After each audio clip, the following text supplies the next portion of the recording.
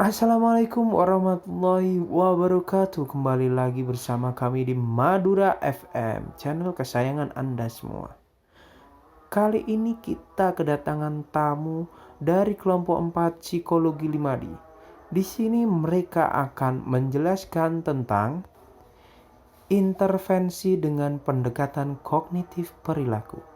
Kelompok ini beranggotakan yang pertama ada Hilma, lalu ada Siti Aulin, lalu ada Ifrohatul Koryati, ada juga Javid Ade Rifai dan juga Raharjo SP.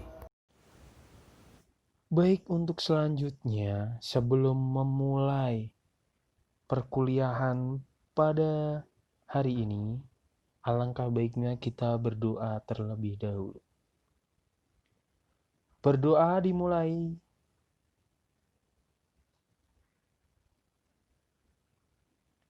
Baik, berdoa selesai. Untuk selanjutnya akan saya serahkan kepada pemateri pertama. Baik, pemateri pertama, silakan menjelaskan materi Anda. Nah, Cognitive Behavioral Therapy merupakan psikoterapi yang menggabungkan antara terapi perilaku dan terapi kognitif yang didasarkan pada asumsi bahwa perilaku manusia secara bersama dipengaruhi oleh pemikiran, perasaan, proses fisiologis, serta konsekuensinya pada perilaku.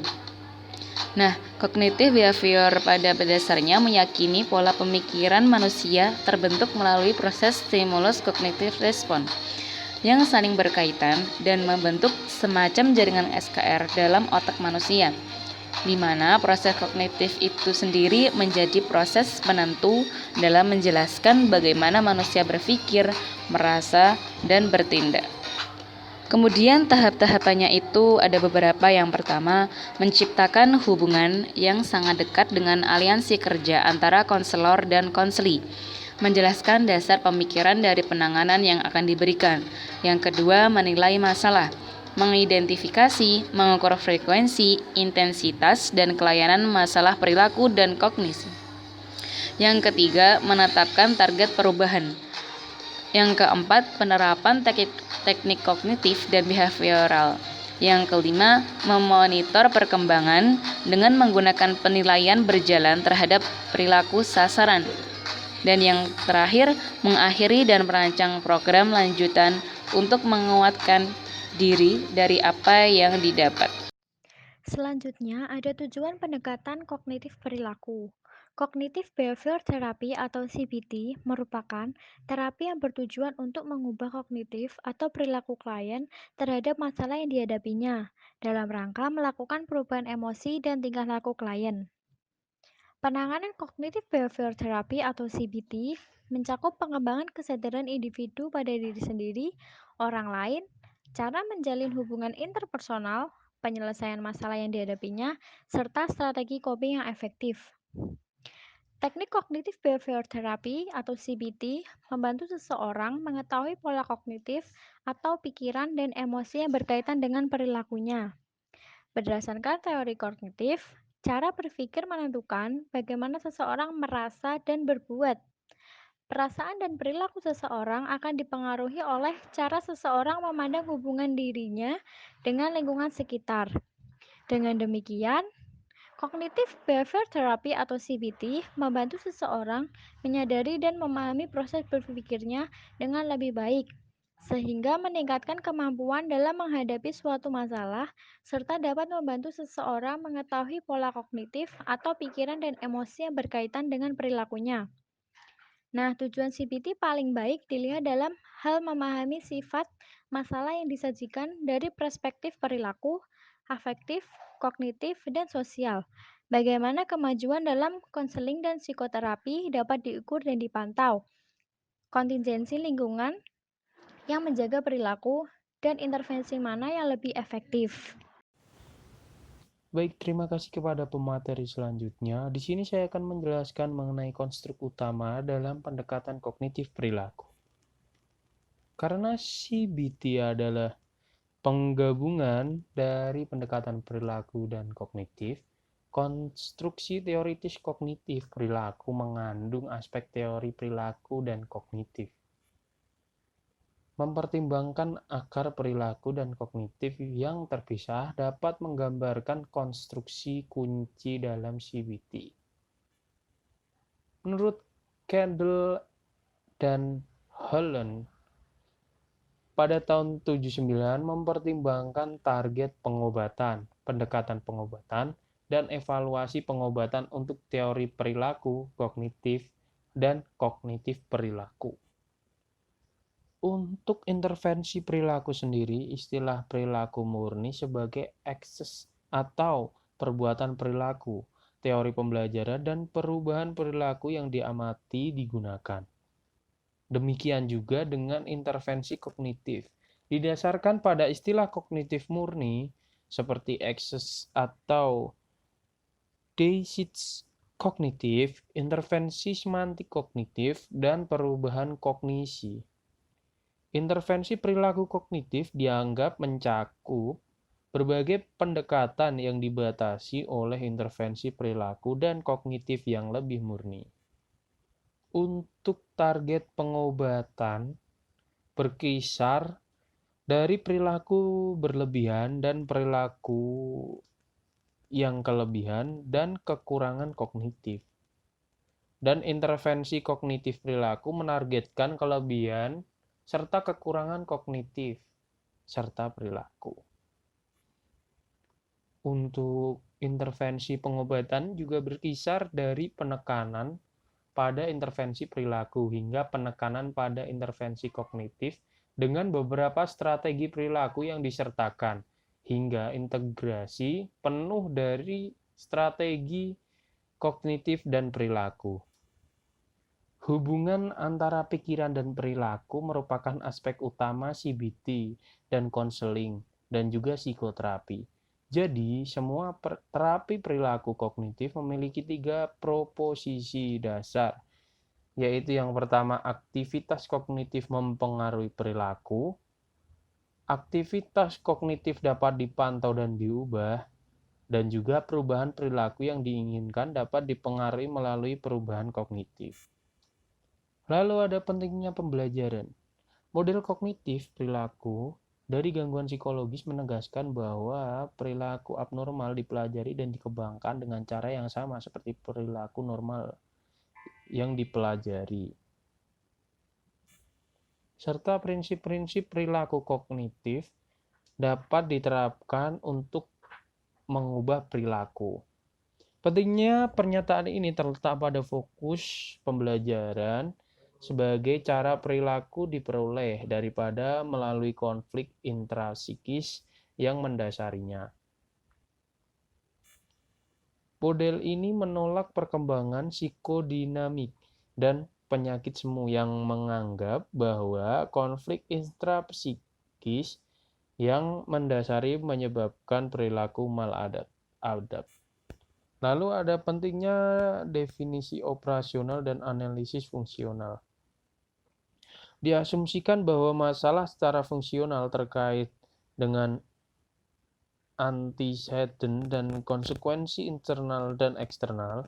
Asumsi ini berarti bahwa untuk memahami perilaku perlu diketahui peristiwa-peristiwa yang mendahului dan mengikuti atau konsekuensi perilaku tersebut. Peristiwa ini mungkin berupa perilaku eksternal dan dapat diamati atau pikiran dan perasaan internal. Lalu ada pentingnya empati terapeutik. Penggunaan manual terapi yang meningkat baik dalam penelitian psikoterapi dan dalam praktek klinis memperburuk kekhawatiran tentang penekanan berlebihan pada teknik. Menurut Connelly Gibbons, Christoph Levinson dan juga Barber pada tahun 2003. Penggunaan panduan terapi dapat dilihat sebagai membatasi kemampuan konselor untuk menanggapi kebutuhan klien pada saat itu. Namun analisis rinci dari transkrip sesi terapi perilaku kognitif menunjukkan bahwa terapis berbeda dalam sebuah studi tentang klien depresi yang mencari pengobatan dari seorang terapis menggunakan pendekatan terapi perilaku kognitif atau pendekatan yang berfokus secara emosional berdasarkan pada klien. Dan teknik Gestalt menunjukkan bahwa tidak ada perbedaan yang signifikan antara berbagai jenis terapis pada variabel seperti empati, penerimaan tanpa syarat, dan juga kesesuaian. Hal ini menunjukkan bahwa saat terapis merawat klien, mereka mampu melakukannya dengan hubungan terapeutik, terlepas dari teori yang mendasari pendekatan mereka. Beck tahun 76 menggambarkan pentingnya hubungan dan memasukkan strategi untuk mengembangkan hubungan terapeutik dalam manual.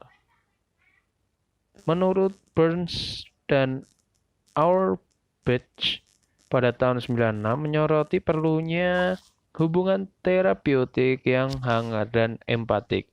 Dalam terapi kognitif, mereka memberikan skala empati yang dapat digunakan pasien untuk menilai seberapa hangat, tulus, dan empati konselor atau terapis mereka selama sesi baru-baru ini.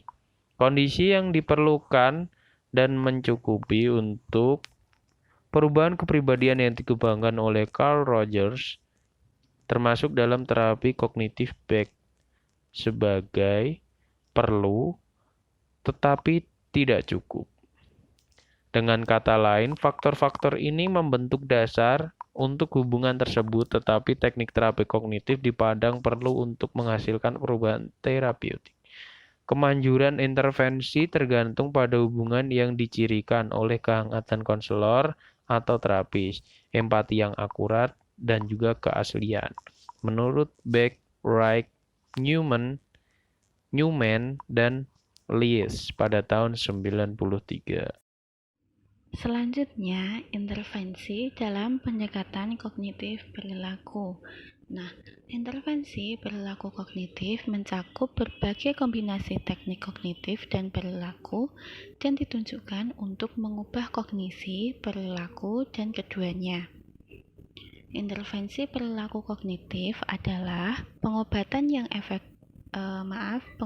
yang direktif, terstruktur, terarah pada tujuan, dan waktu terbatas, dan kebanyakan tipe melibatkan klien dalam hubungan kolaboratif dengan konselor atau terapis. Intervensi kognitif perilaku mencakup aspek dari intervensi perilaku dan kognitif. Ada beberapa contoh dari beberapa strategi intervensi yang umum digunakan. Pemisahan teknik perilaku kognitif dan perilaku kognitif agak artifisial karena kebanyakan prosedur kognitif mencakup komponen perilaku dan beberapa intervensi perilaku juga mengandung elemen kognitif. Nah, yang pertama ada intervensi perilaku. Intervensi perilaku berfokus pada perubahan perilaku spesifik. Contoh intervensi perilaku murni itu yaitu penguatan, shaping, kepunahan, atau extension. Nah, yang pertama penguatan. Penguatan adalah strategi perilaku yang paling terkenal. Nah, di sini ada penguatan positif yang menekankan pada reward and punishment, dan yang kedua ada penguatan negatif, yaitu menghilangkan sesuatu yang tidak menyenangkan untuk meningkatkan perilaku. Kemudian yang kedua ada kepunahan atau extension. Nah, untuk kepunahan atau extension ini intervensi perilaku yang dirancang untuk mengurangi perilaku bermasalah. Kemudian yang ketiga itu ada shaping. Nah, shaping di sini itu intervensi perilaku yang digunakan untuk meningkatkan kualitas suatu perilaku secara bertahap. Shaping kan artinya pembentukan ya, jadi pembentukannya itu secara bertahap. Yang kedua ada intervensi kognitif. Nah, intervensi kognitif ini tuh berfokus pada peran kognisi dalam kehidupan klien. Terapi kognitif bekerja dengan menggunakan berbagai jenis prosedur. termasuk penghentian pikiran dan pernyataan diri yang positif untuk mengubah jenis pikiran negatif atau maladaptif. Thought stopping merupakan keterampilan pengendalian diri kognitif yang digunakan untuk membantu klien mengatasi kognisi negatif yang menyebabkan distress, tidak benar, atau kontraproduktif. Ini dirancang untuk mengganggu pikiran yang mengalir di benak klien dan membuatnya sulit untuk mengubah perilaku. Dalam prosedur ini, klien membayangkan pikiran bermasalah yang melintas di benaknya, dan konselor atau terapis berteriak, "Berhenti!" Meskipun klien mungkin sedikit terkejut akan teriakan itu, namun biasanya klien akan menghentikan pikirannya. Yang kemudian klien dapat mengganti pemikiran tersebut dengan pemikiran yang lebih adaptif, seperti saya dapat menangani situasi ini. Nah, terapis kognitif behavior ini akan berhati-hati terhadap penggunaan penghentian pikiran dan intervensi yang kuat dengan pikiran karena dapat menciptakan konflik internal. Klien dapat belajar untuk melakukan prosedur ini sendiri dan dapat menghentikan pikiran mereka sendiri dan mengganti yang lebih berguna. Penggunaan pernyataan diri yang positif bisa sejalan dengan penghentian pikiran. Pernyataan seperti pendapat saya penting atau saya orang yang tegas bila dipraktekkan berulang kali. Nah, poin penting dalam kognitif ini itu bahwa apa yang dikatakan klien pada dirinya sendiri itu akan mempengaruhi perasaan dan perilaku mereka. Nah, konselor atau terapis itu dapat menggunakan pernyataan diri sebagai cara untuk menunjukkan perilaku asertif dengan mengatakan, jika benar pendapat Anda penting, bagaimana Anda akan bersikap? Klien mungkin didorong untuk mencoba bertindak seolah-olah pernyataan itu benar. Selanjutnya ada strategi intervensi. Nah, strategi intervensi kognitif perilaku ini tuh dirancang sebagai intervensi singkat yang mencakup penggunaan manual pengobatan atau pedoman untuk implementasi intervensi. Nah, yang pertama itu ada terapi kognitif back atau back kognitif terapi. Prinsip utama yang mendasari teori kognitif itu kan bahwa pengaruh dan perilaku ditentukan oleh cara individu menyusun dunia secara kognitif. Nah, pertama kali dikembangkan untuk mengobati depresi. Teori kognitif kemudian diperluas sebagai pengobatan untuk kecemasan dan sampai sekarang digunakan untuk mengobati masalah psikologis lainnya seperti gangguan panik dan agorafobia, penyalahan obat, dan gangguan makan. Beck dan Emery mengidentifikasikan 10 prinsip teori kognitif. Nah, yang pertama yaitu didasarkan pada model kognitif gangguan emosi. Yang kedua, singkat dan waktu terbatas. Yang ketiga, didasarkan pada hubungan terapeutik yang sehat yang merupakan kondisi yang diperlukan. Yang keempat, upaya kolaboratif antara klien dan konselor atau terapis. Yang kelima, menggunakan metode Socrates. Yang keenam, terstruktur dan direktif. Yang ketujuh, berorientasi pada masalah. Yang kedelapan, didasarkan pada model pendidikan. Yang kesembilan, teori dan tekniknya mengandalkan model induktif. Yang ke-10, menggunakan pekerjaan rumah sebagai fitur utama. Menurut Beck, terapi kognitif memiliki batasan waktu, tidak seperti beberapa terapi dinamis lainnya. Terapi kognitif ini memiliki batasan waktu. Pengobatan gangguan kecemasan dapat memakan waktu dari 5 hingga 20 sesi, dan pengobatan depresi sedang hingga berat itu dapat memakan waktu 20 sesi selama 15 minggu. Dan laju intervensi cepat dan terapi jangka panjang dipandang tidak perlu untuk memfasilitasi perubahan. Beberapa pedoman yang berguna untuk menjaga agar proses konseling dan psikoterapi tetap singkat itu termasuk menjaga agar pengobatan tetap spesifik dan konkret, menekankan pada pekerjaan rumah dan mengembangkan harapan bahwa intervensi akan singkat baik untuk klien dan konselor atau terapis. Kemudian ada terapi perilaku gelombang ketiga atau third wave behavior therapy.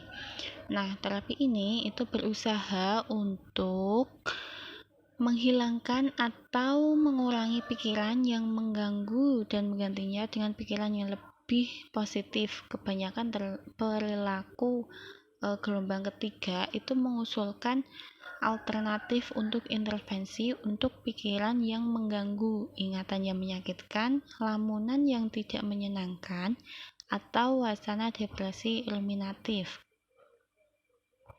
Melalui penggunaan pemahaman dan penerimaan memikirkan intrusif dan isinya, klien dapat menggunakan perhatian sebagai konsep fundamental untuk memfasilitasi perubahan. Ada beberapa terapi yang termasuk dalam terapi gelombang ketiga ini. Nah, yang pertama itu ada terapi perilaku dialektis atau dialectical behavior therapy. Nah, terapi ini mengintegrasikan variasi intervensi terapi perilaku kognitif dengan kesadaran dan penerimaan untuk mengajarkan strategi coping yang efektif kepada klien. Nah, klien diberikan alat untuk membantu mereka berhasil dalam mengubah strategi penanggulangan negatif menjadi positif serta untuk meningkatkan kesejahteraan mereka secara keseluruhan. Terapi perilaku dialektis telah terbukti bermanfaat untuk menangani berbagai macam masalah yang muncul, termasuk depresi, penyalahgunaan zat, perilaku bunuh diri, dan gangguan makan.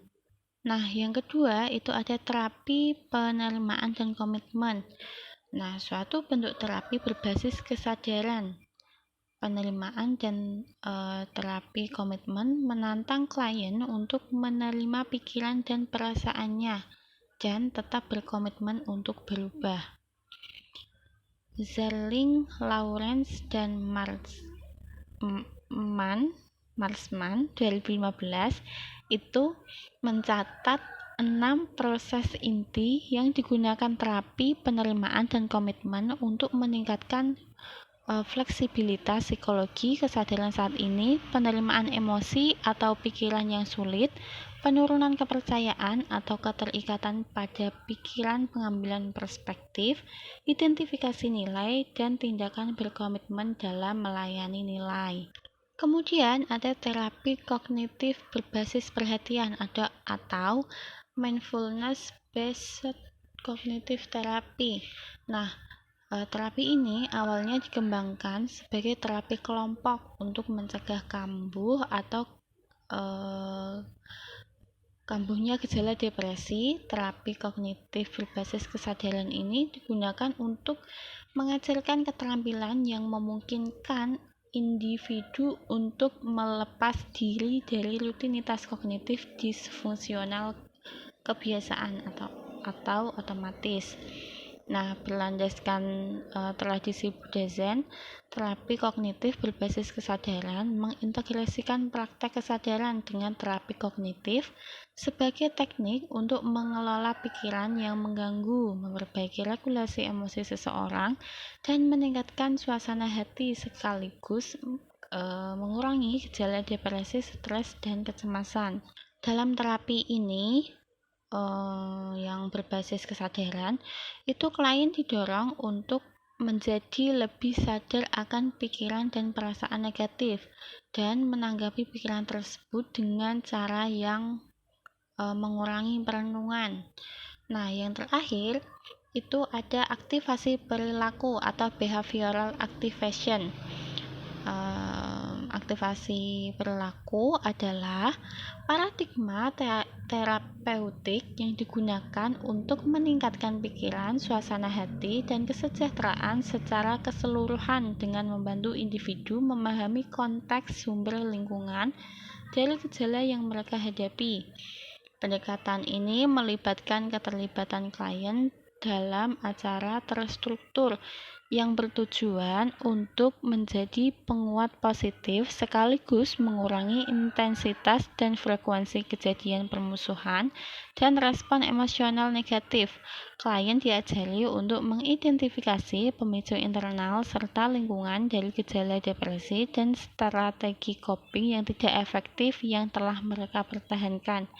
Begitu klien mampu mengenali pola ini, tujuannya adalah untuk membuat klien mengembangkan strategi coping alternatif yang sehat. Kasus Stan. Stan memberitahu terapinya bahwa dia ingin bekerja tentang rasa takutnya terhadap wanita dan berharap untuk merasa jauh lebih tenang, tidak terintimidasi oleh mereka. Dia melaporkan bahwa dia merasa terancam dicintai oleh kebanyakan wanita, tetapi terutama oleh wanita yang dia anggap kuat. Dalam mengatasi ketakutan Stan, terapis melanjutkan dengan 4 langkah. Yang pertama, mendidiknya tentang self-talk. Yang kedua, minta dia memantau dan mengevaluasi keyakinan yang salah. Yang ketiga, menggunakan kognitif dan perilaku dalam intervensi. Yang keempat, dan secara kolaboratif, merancang pekerjaan rumah dengan Stan yang akan memberinya kesempatan untuk berlatih perilaku baru dalam kehidupan sehari-hari. Langkah yang pertama, bekerja dengan Stan sebagai mitra kolaboratif dalam terapinya, seperti membimbing dalam menemukan beberapa kognisi dasar, mempengaruhi apa yang dia katakan pada dirinya sendiri dan bagaimana perasaannya dan bertindak. Ini ada beberapa self-talk. Saya harus selalu kuat, tangguh, dan sempurna. Saya bukan laki-laki jika saya menunjukkan tanda-tanda kelemahan. Jika semua orang tidak menyintaiku dan menyetujui aku, hal-hal akan menjadi bencana. Jika seorang wanita menolak saya benar-benar akan melakukannya. Nah, ini direduksi menjadi tidak ada. Jika saya gagal menjadi sebagai pribadi. Saya minta maaf atas keberadaan saya karena saya tidak melakukannya merasa setara dengan orang lain. Langkah kedua, terapis membantu Stan dalam memantau dan mengevaluasi, melihat cara dia terus mengatakan pada dirinya sendiri, mengalahkan kalimat. Dia menantang masalah tertentu dan menghadapi inti dari pemikirannya yang salah. Contoh, kamu bukan ayahmu. Saya bertanya-tanya, mengapa Anda melanjutkan mengatakan pada diri sendiri bahwa Anda sama seperti dia? Menurutmu, Anda harus terus menerima tanpa pertanyaan penilaian nilai orang tua Anda tentang nilai Anda? Di manakah bukti bahwa mereka benar penilaianmu? Anda bilang Anda gagal dan bahwa Anda merasa rendah diri. Lakukan aktivitas saat ini, Ford ini. Jika Anda tidak terlalu keras pada diri sendiri, bagaimana caranya mungkinkah hidupmu berbeda? Hancurkan dirinya sendiri.